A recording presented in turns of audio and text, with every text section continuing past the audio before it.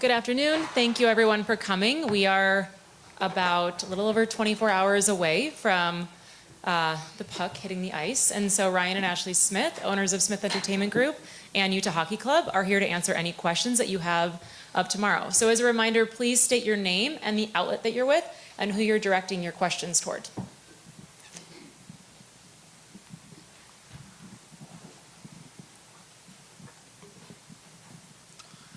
John Kuhn, Associated Press. This question's for Ryan. With the pre-game festivities that you've set up and kind of the fan experience you're trying to create for tomorrow, how much did you take from hosting the NBA All-Star Game and kind of use that to inform the fan experience that you're trying to build tomorrow for this opening game? I think the All-Star Game, we had a lot more space to play with in a couple more days. I mean, we're talking about like a 2-hour window, so it's a little different. But that being said, you know, we just got done with a run of show for everything tomorrow from like beginning to end, and I think the team's been working around the clock, lining up concerts and everything else, and it's actually pretty simple. We're just trying to have a fun event that everyone in the community is going to remember. It's not more complicated than that. This is a moment. It speaks for itself. Everyone knows it's coming. We get to do it once. And so I think that it's just a pretty cool opportunity that, you know, we get a chance to host. I think from our team standpoint, they're probably going to be the ones who enjoy it the least. And so I hope all of them get a moment to kind of take it in and realize like what they've been able to create in a 5.5-month period, which is pretty crazy. Dennis Romboy from Deseret News. You said in April it's going to be a gnarly summer over the next few months. Can you kind of take us a little bit through what went on this summer to get to this point, and what were some of the biggest challenges or hurdles you faced as you try to get the team organized? I think Ash and I probably have different versions of this, but I mean, if we just go back to April 18th, where we literally walked into a hotel room in Scottsdale not knowing that we were going to go on the 17th, right? And told every player and person as part of the staff bigger than this, hey, we're Ryan and Ashley, and you've all been traded to Utah. Like there's not really a playbook there. And then, you know, the idea of saying, hey, let's get everyone on the plane, and, you know, fortunately having an incredible relationship with Delta, for them being able to send a plane down and say, hey, we actually want to have a moment in Utah, and then, you know, inviting the community and then having that reception that everyone saw, kind of fueled everyone from there. And I think if we go over what took place after that, it's trying to find a practice facility, where we at first didn't think the Oval would work. And I see Jim sitting in the back, who literally like found a way to create an incredible spot that is kind of our own. And then watching our players do like speed skating drills around the long track or whatever it is for Olympic speed skating was kind of a moment where we were like, okay, this is pretty cool. To the onboarding of all the people internally, just kind of receiving this team in and saying, okay, who's going to work on what, and this organization not having a lot of clarity around how this is all going to shake out, but every single person going, okay, I'm in, I'm willing to work longer, I'm willing to help, to tickets and sponsorships in the community, to you know, our jerseys and sweaters for the first game, knowing we weren't going to be able to have the name or any of that done because all that was already ordered long ago, to the launch. It's just been all hands on deck, and I think it's been pretty miraculous, like it's kind of meant to be because of the way it's lined up. I don't know what you think.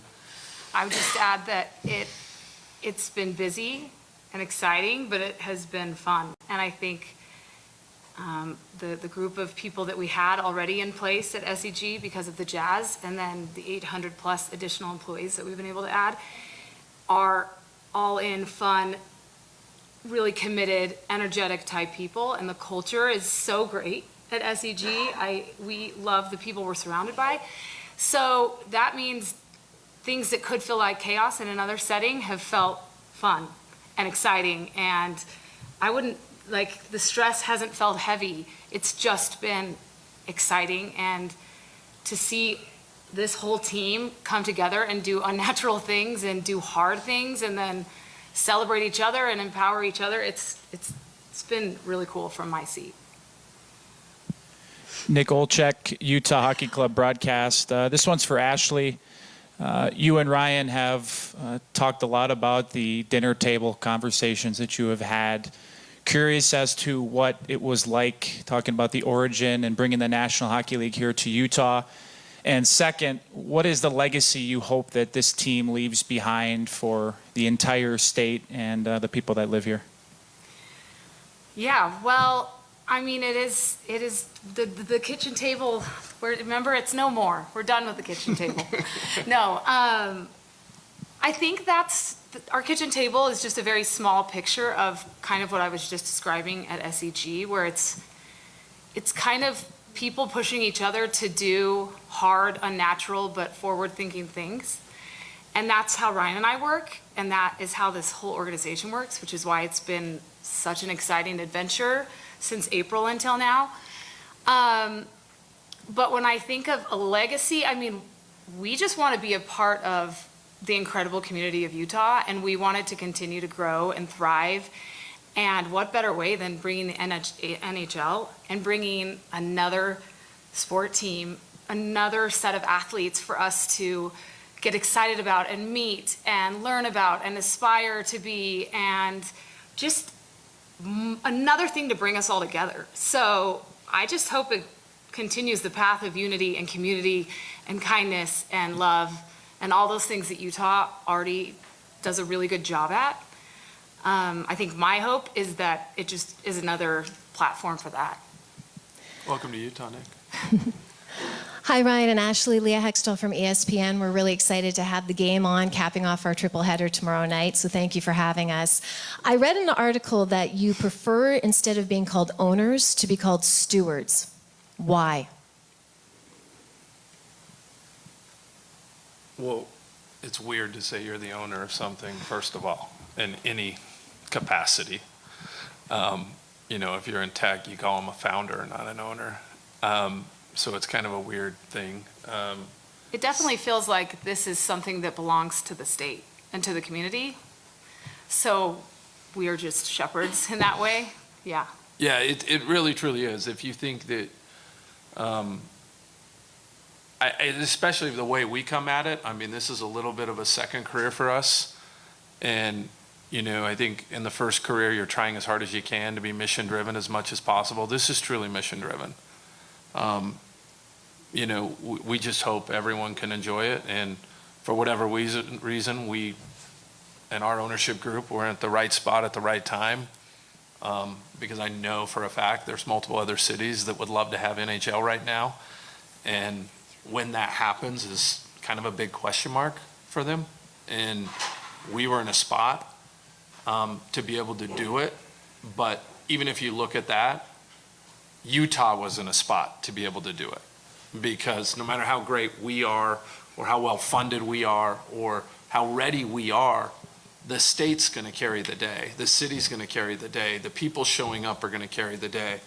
And hopefully that our missions to kind of work together with the city and the state and bring nice stuff here like the NHL. And Ash mentioned it, like there's so much that we've learned already from hockey and the teamwork. And this is already being within the Jazz, not saying that the teamwork there isn't amazing, but the captaincy with Clayton and his responsibilities now as he comes out, like that's a new world a little bit. And it's like how everyone eats together and travels together and what they do. It's just such a cool thing for what teamwork's all about. And I think as an organization, we aspire to be like that as well. Hi there, Frank Saravalli from Daily Faceoff. So you mentioned a lot of the things that you've learned, even just about the hockey world, about what you've learned about your staff. So your market is going to learn a lot more about NHL hockey tomorrow night. But what do you hope the rest of the hockey world learns about Salt Lake and Utah? At first, we're not a small market. Like, you can get on a plane, head to London, Amsterdam, Seoul, Korea coming up. We're the fastest growing market. We're the youngest demographic in the country. And in my world where I come from, that's what you bet on always. And so I think the other thing is, like, people like to recreate here. They like to get out. They like to do stuff.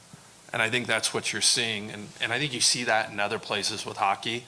You'll see probably non-traditional markets rise above and create moments and experiences where the rest of the world wants to go. And I think that's what you're going to see in Utah. It's going to be very, very loud and very hard to play here. It's going to be a place where people come out.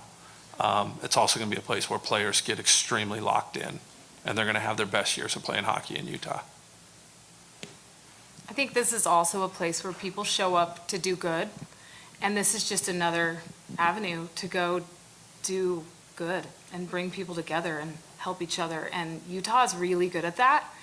So I'm just excited for a new group of fans and players and organization as a whole to be able to experience that part of Utah. It was really cool to be a part of All-Star and have the NBA come in and be impressed with our state and how we showed up in the opportunities for service and in different ways to extend kindness to each other. And the NBA enjoyed that. And I'm excited for the NHL and its fans to all get to experience that as well. Yeah, read Sergachev's comments about his neighbors. That's the Utah I know, right? Where it's like, are people really this nice? No, I don't need help on doing unpacking my boxes, but thanks for the cookies, right? Like, we choose to live here because of the people. And, we don't have the exclusive on nice people, but it's different here.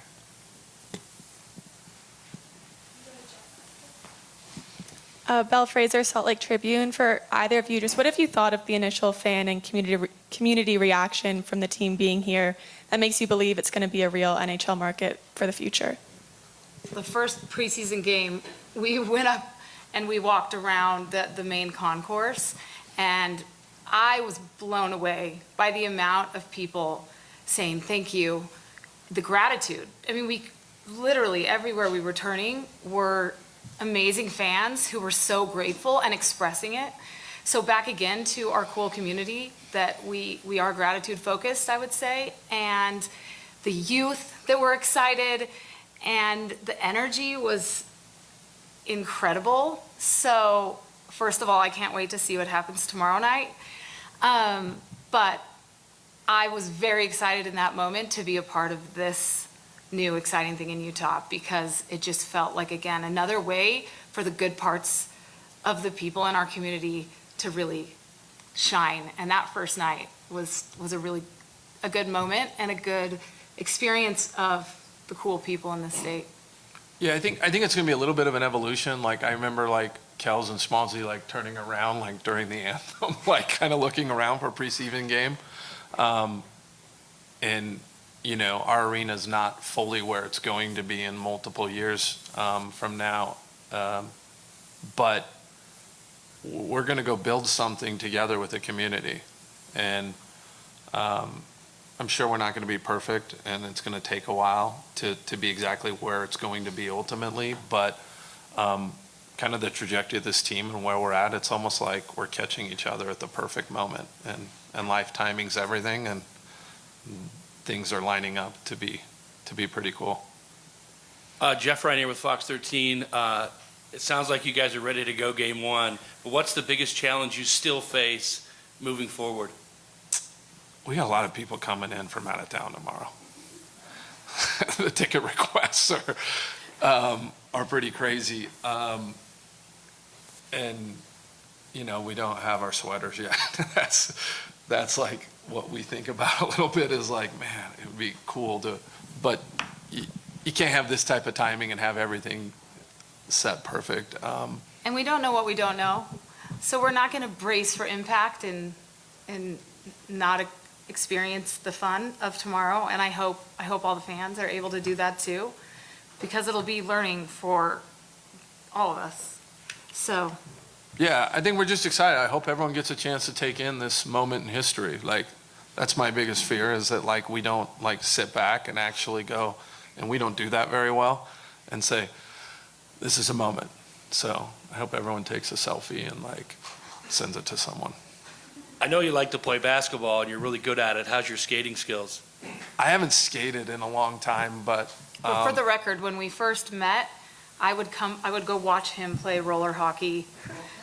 Yeah, at the local classic skating. I remember that, 10 o'clock at night. It was hard to even get ice or roller hockey time. But I can skate. I can skate a bit. It's just been a while. But there's one basketball player out there that can skate a bit too, and we've been talking a lot about getting out on the ice. Army told me he was going to order some skates for me. Except for unlike basketball, I could actually probably fit in the hockey skates. Ryan and Ashley, Andrea Urban with Fox 13. I was at hockey practice this morning and I asked the players, was there anything that surprised them through this whole process? And I was like, really, anything that you guys want to say? And each one of the three players that I spoke to said that it has been a smooth transition that has allowed them to lock in at what they're doing because of what this ownership group has allowed them to do. And that's on you guys. So why was it so important to you to make sure that that transition was smooth for the players, the coaching staff, the guys who are going to work every day and putting on this game and this show for this fan base? Why was that important for you guys? I can say it. Like, when you're starting from new, like, I mean, I come from a world where we ask for a lot of feedback, and it's liberating when people will actually just tell you. And so when we were starting this process, one thing we did was just sat down with the players and say, hey, look, we're going to make 1,000 moves in the next 5 months. Will you please just tell us which ones are important to you so we're not guessing? And they did. And there was a bunch of things that they really cared about. And there was the things that we probably thought they'd care about that they didn't care about. And so I think really focusing on their families and, you know, one of the things they really cared about, they wanted to fly Delta. Well, guess what? That was an easy phone call and have Wi-Fi on the plane. And really just working with them. So they've really been part of this process with us. And I think Chris Armstrong and Bill Armstrong and all of us have tried to involve them with it. And I think it's pretty cool because, you know, I remember at the draft talking to Tej saying, hey, you're the very first player ever to be drafted by this franchise. And Clayton, you're the very first captain of this franchise. And there's just a lot of firsts. And that's cool. Someone's going to make history tomorrow night. Actually, a lot of people are. And so I think that's something that it's easy for them to get up for. And then also, you know, as I was talking about the Oval, like, I think people in this organization have over-delivered for what everyone thought was possible. And I think the city and the state has as well. And so hopefully that's what we can continue to do, is kind of under-promise and over-deliver.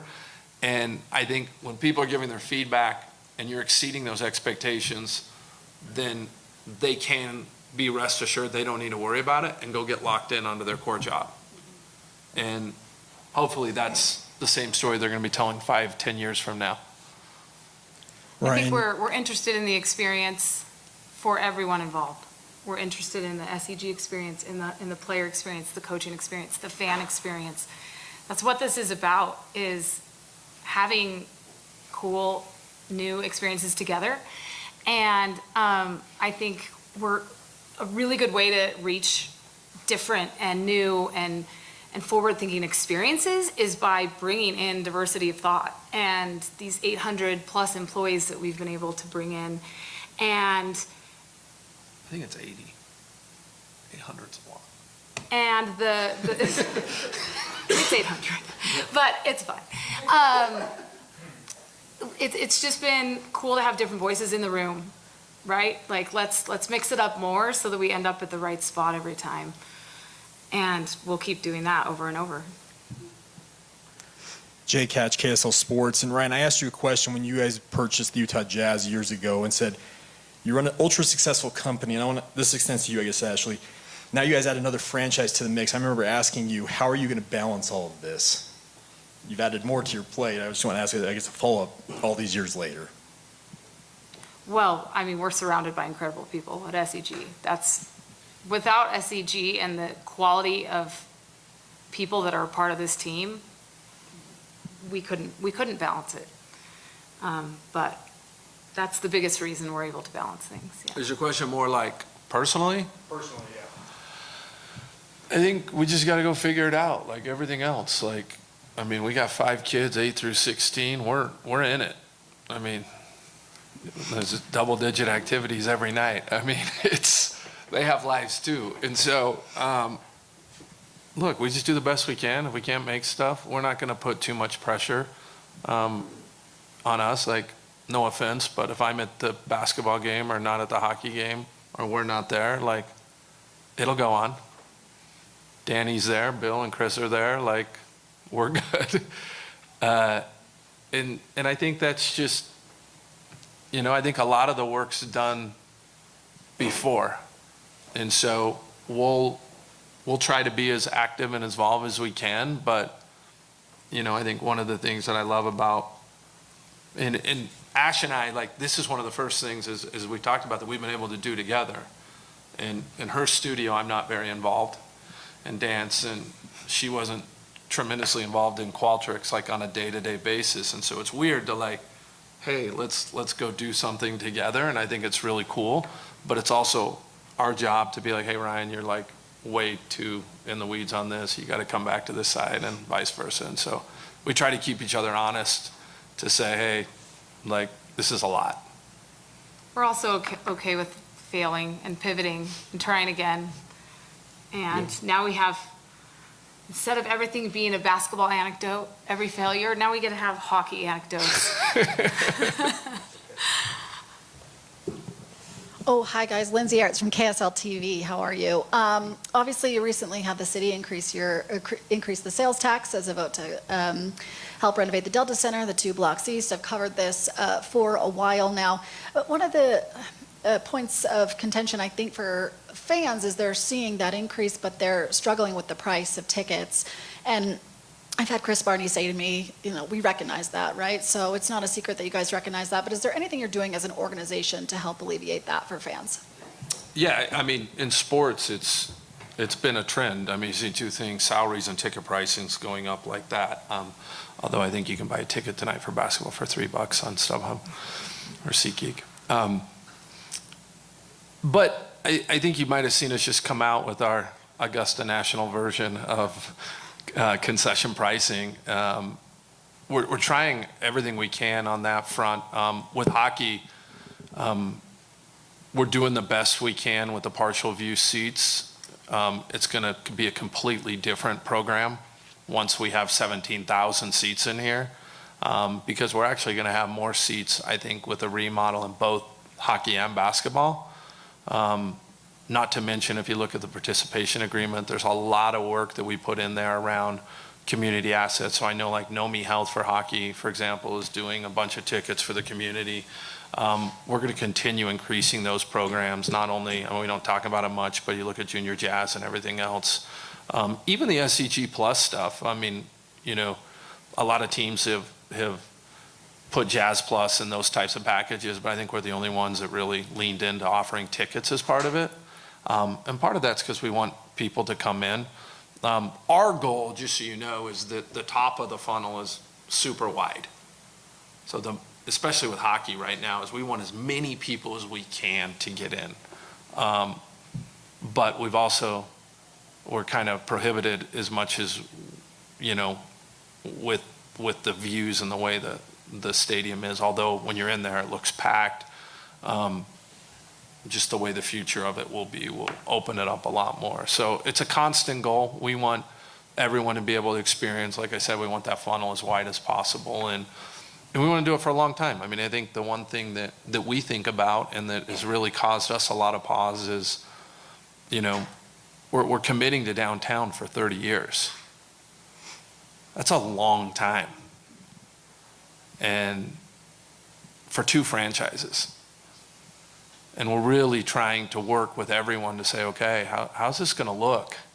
How's it all going to feel? How do we work together? And, you know, nothing's easy and nothing's not without controversy, but I hope we can look back with that commitment and say, we made this place something special and even more special, where businesses can thrive and the community wants to be, where we're employing and offering internships to the local community and local kids who grow up there, and you know, that can be like me who have always been involved in it, and hopefully one day when the time comes, one of them are taking over for us like it happened to us, and that's the dream. Hi, Ryan. Hi, Ashley, and congratulations. My name is Dino Costa. The Utah Hockey Club is brand new, and so is our sports radio station, SLC Sports Radio. Let's go. Yeah, man. As a hockey fan for 45 years, I think this is going to be phenomenal. And I think that it goes without saying that what you and your group have accomplished over such a short period of time is really unprecedented in just about every way. And millions of Utahns are very pumped up and excited about what's going on.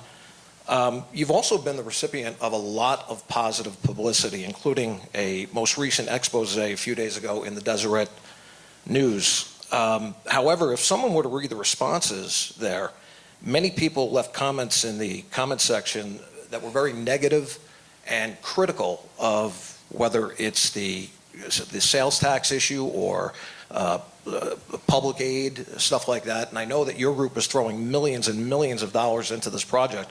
But for those who are opposing or are critical of what you have for this long-term 30-year vision in increasing downtown's visibility, the arena, the hockey club, the Jazz, all that, what do you say specifically to those people? Well, so first of all, we expect that. I think everything I've ever done in my career has had opposing comments and opposing view. We're empathetic. I think we have done more meetings with stakeholders in this city probably than I would argue to say that almost anything that's been done in a long time, of the amount of people who we have met with from every contingency. But it's part of leadership. So you've got to lead out, and getting an NHL team wasn't easy. And you know, there's probably 100 times more people who are mad at me in Arizona right now. But hopefully time bears all this out, where people can see this team flourish, and everyone from Arizona, everyone from Utah can say, hey, wow, look what's happened. I'm hopeful because I look at our meetings last week with the IOC and President Bach of how the Olympics is going to play into all this, and how we've got to start now to prep, and the timing couldn't be more perfect for everything that's going on. But that's part of the job. I mean, I don't know how else to say it. You got to have thick skin in this business. I also think we landed the best solution with dissonance. We are interested in other opinions always, and we like to be challenged and end up in the best spot.